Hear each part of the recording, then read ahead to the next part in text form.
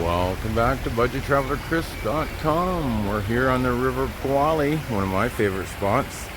And I just noticed that this fruit here is actually all ready to eat. And that's why the Mexicans were harvesting it yesterday. And they gave me a little bit to try out. We'll zero in on it to show you what the fruit looks like when it's ready. It turns a red and white color. I'm going to be trying some out later, but that's what it looks like when it's ready. So Sarah was right when she said she didn't like it because it was not ready. Because when it's ready, it clearly changes to this reddish color here, and then it's ready to eat. So we're going to try some later today.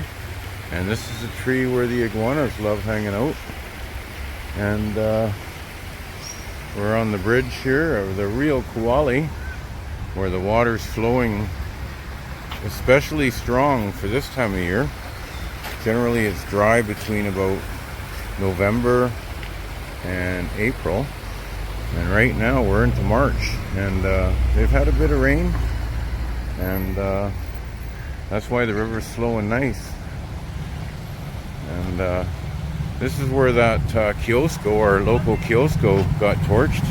And also you can see on the ground here where the bridge has been burnt a little bit from the cars that were lit on fire. There was 2 cars lit on fire here, and that's the kiosco. So if anybody was wondering what happened there, that is the kiosco where it got burned.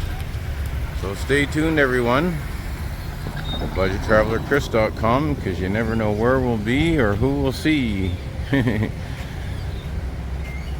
Puerto Vallarta, Mexico.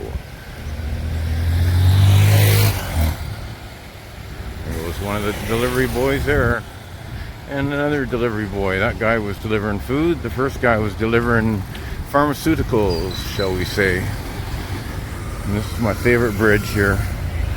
Hope everyone loves it as much as I do. Bye, everyone.